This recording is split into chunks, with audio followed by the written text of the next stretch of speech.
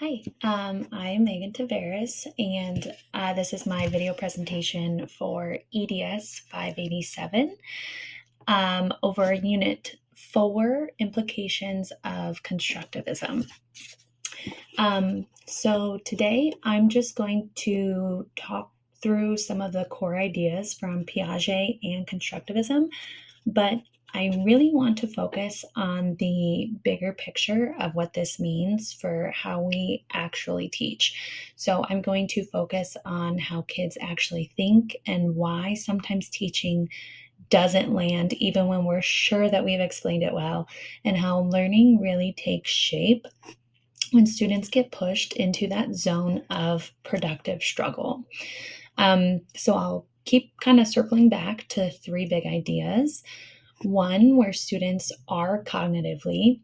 Two, what kind of knowledge we're dealing with. And three, how learning really happens when students hit that mental struggle zone. All right, so to start off, we have Piaget's big picture. So the theoretical implications of Piaget's stage theory. The big takeaway from Piaget isn't to memorize the stages one by one.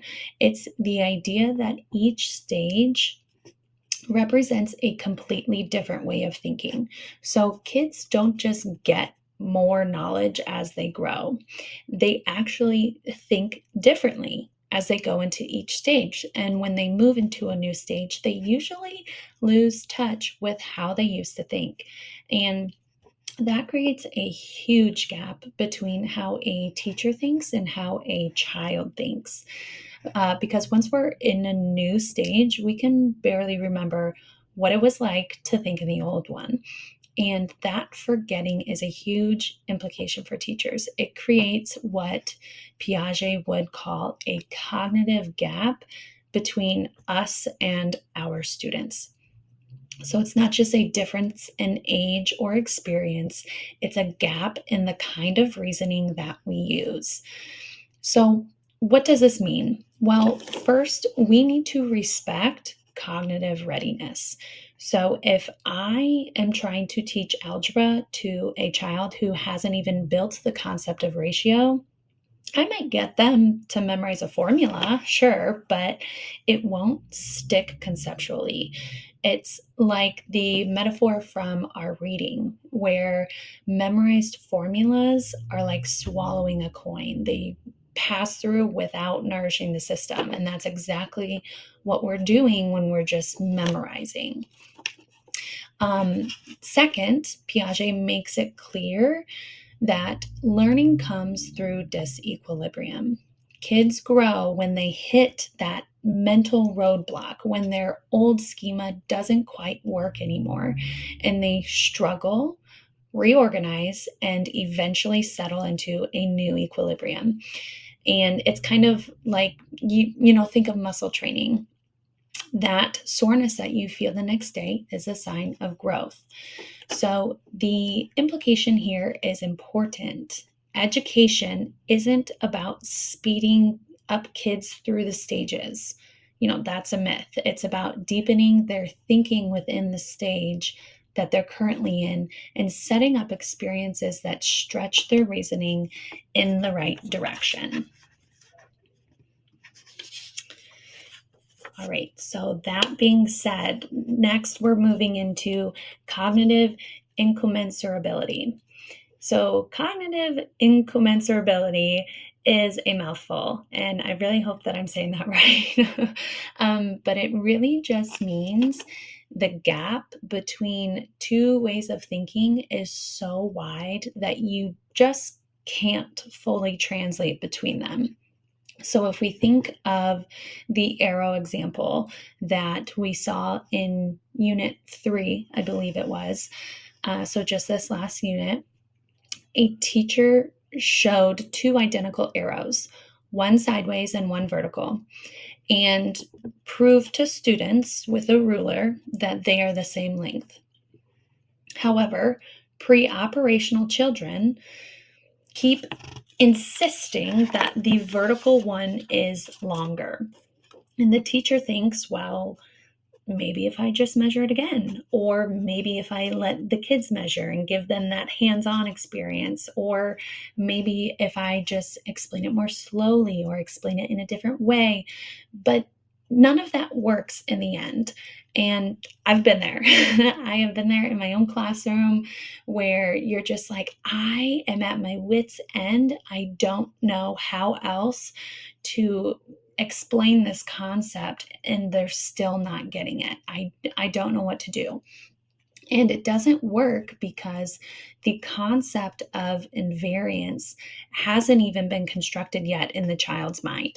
So the explanation doesn't fail because the child isn't paying attention, which I've also been there where you're a little accusatory and it's like, oh, they're not engaged, they're not paying attention, and that's why they're not understanding. And but that's not why it's failing. It's failing because the explanation assumes reasoning that just doesn't exist for that child yet. Um, one one thing that I see this a lot in would be math, because I also think that the way math is taught is much different than how it used to be taught. There's a lot more number sense happening, which is great, but it also makes it difficult because there's so many ins and outs of math, and it's not just, you can't just memorize it. You have to break it down. So let's look at subtraction with regrouping, because I teach fourth grade, and so this is something that we cover. So if a second grader sees 32 minus 18, many kids will say that the answer is 26. And why is that? Well, because they're subtracting straight across. So 3 minus 1 equals 2, and 2 minus 8 equals 6. And to them, it looks perfectly logical. Now, as a teacher, I want to explain regrouping. So I line up the numbers, I show borrowing the tens column, I am carefully demonstrating each step. But if the child hasn't yet built the idea that numbers can be decomposed, so that 32 is the same as like 20 plus 12, then my demonstration doesn't click for them. I'm teaching with reasoning that they don't have access to yet. And I'm teaching in a way that makes sense to me, but it doesn't make sense to the child.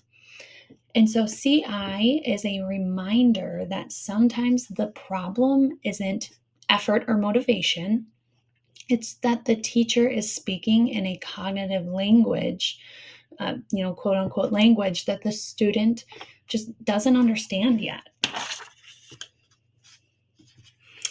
So then we move into dual epistemology.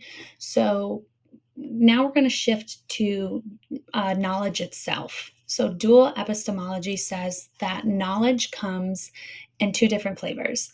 And if we don't notice the difference between these flavors, then we're going to end up teaching in ineffective ways. So let's look at type A. So social arbitrary knowledge. This is the stuff that society just agrees on. So we have names, we have spelling, we have dates, grammar rules, phone numbers. If I say World War II ended in 1945, you don't need to rediscover that. You just memorize it. And this is where direct teaching makes sense. Now, however, when we flip to then type B, physical empirical knowledge, this is the trickier stuff. So here we're talking about fairness, we're talking about ratio, gravity, democracy. You can't just be told it. You have to build it yourself through experiences and mental construction. And so the mistake teachers make is slipping into single epistemology where everything gets taught like it's type A.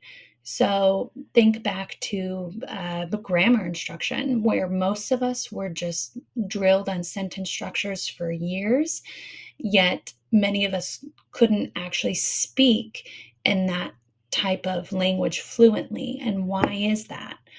And that's because grammar is really a type B concept. So memorizing rules without constructing the system just doesn't work. I felt the same. I took 4 years of Spanish in high school, and yet by the end of it, I absolutely was nowhere close to fluent with it. And it's kind of that same concept where you're just, you're kind of drilled for 4 years. I was drilled on the structure of, the Spanish language, but I couldn't speak it. And like I said, that's just because memorizing rules without first constructing the system just doesn't work. And so the constructivist approach means designing structured experiences that let learners build type B knowledge gradually.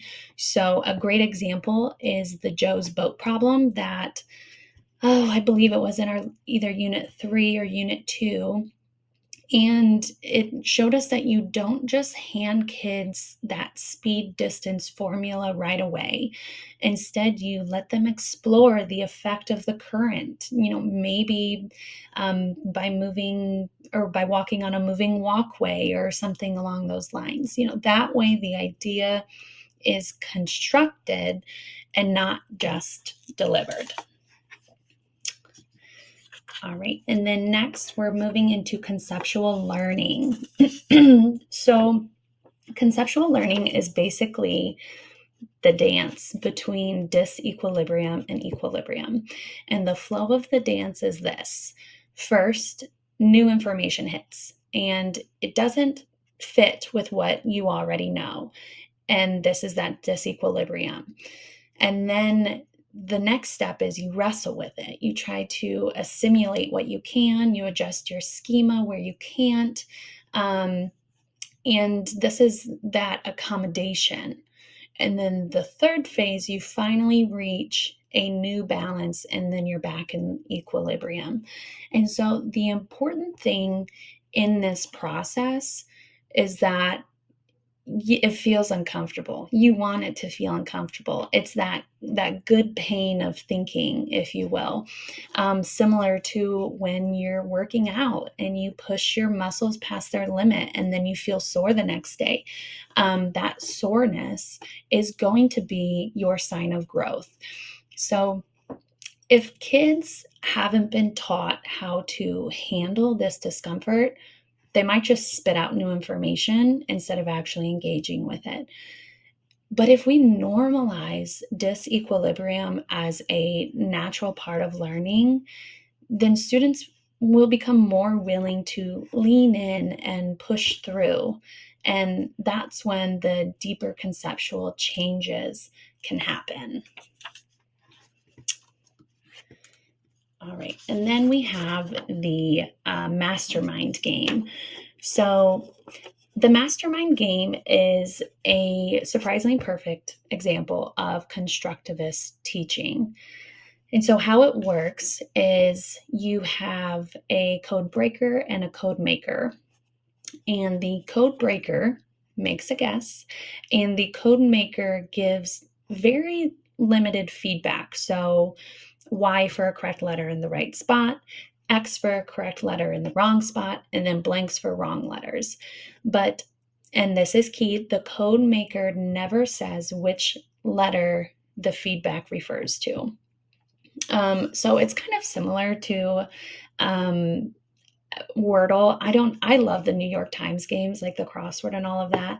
And I really love Wordle, and it has kind of like, I'd say, the same sort of operation, where they give you green letters if you have it in the right spot.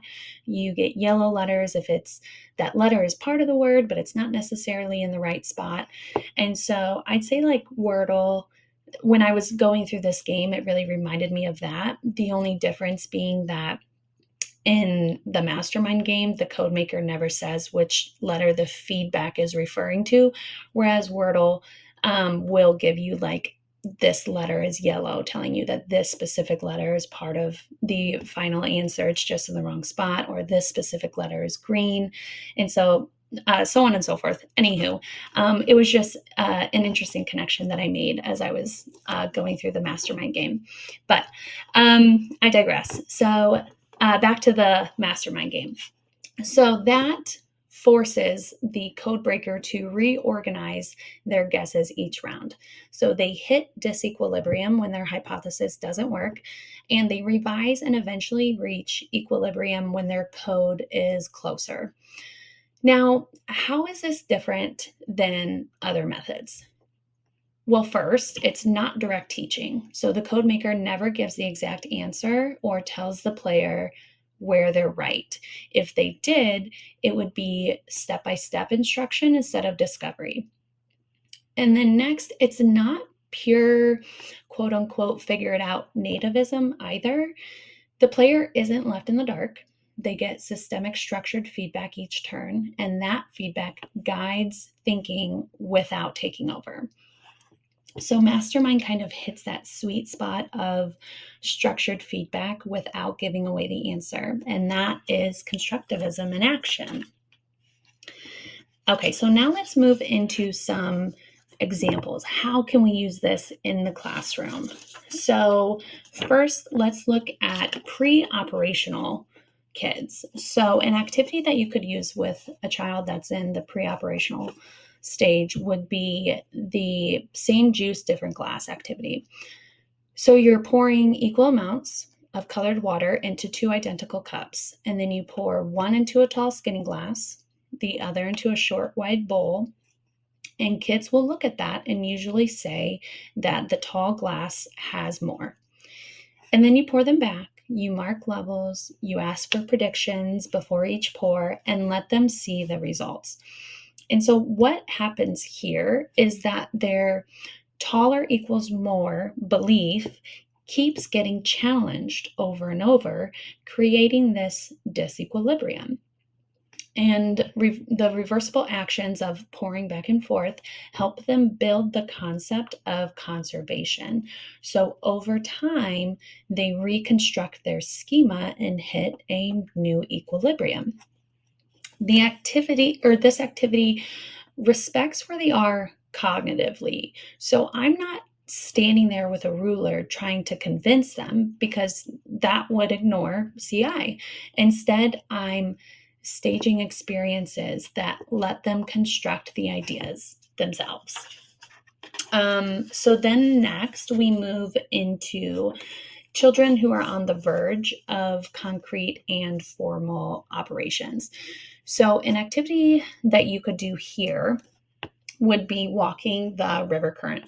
So a strong example for students on the verge of moving from concrete to formal operations is the walking the river current activity, where a teacher can set up 2 lanes.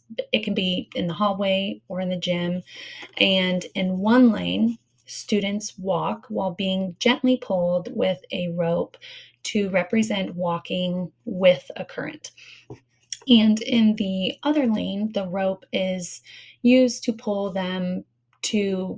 against them to kind of like simulate that walking against the current feeling. So before students start, they are going to make predictions about how the times will compare.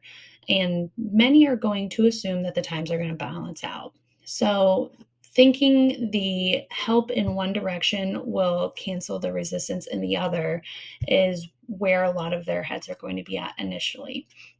And then once they actually test it, their predictions usually will not hold up. And so that moment of surprise creates that disequilibrium and encourages them to reorganize their thinking about rates and relationships.